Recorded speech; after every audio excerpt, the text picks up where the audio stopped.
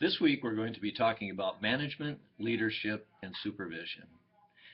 These are subjects that have a lot of overlap, but they're distinctly different and not incredibly well defined. According to Wally Bach, who said in 2005, these are not about what you are, they are about your behavior and your role in the organization.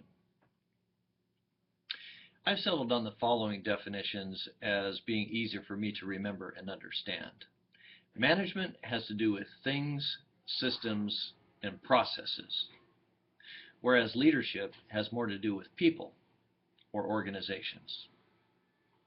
Supervision involves both. It involves people and tasks, and those elements of management and leadership that involve overseeing people. You're probably already aware that you can lead without supervising, you can manage without leading, and you can supervise without managing, and so forth.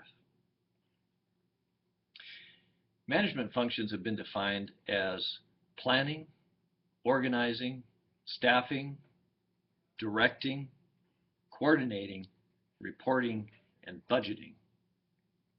Supervision involves some of those activities, but includes identifying tasks, aligning your workers' competencies to those tasks, developing teams, resolving problems, monitoring performance, and then conforming with principles of the organization and regulations such as OSHA and the Family Leave Medical Act and union contracts and so forth.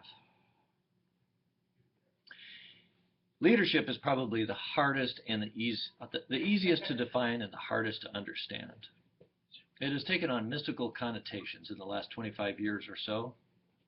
The simplest definition comes from Dr. Harry Carter, who said that leadership exists when people follow you. By the way, you don't get a choice as to whether you are a leader or not. Your supposed subordinates determine this. The proportion of time you spend in each activity, supervision, management, and leadership, may change as you rise in the hierarchy of your organization. And once you become responsible for a group, you are, like it or not, all three: a supervisor, a manager, and a leader.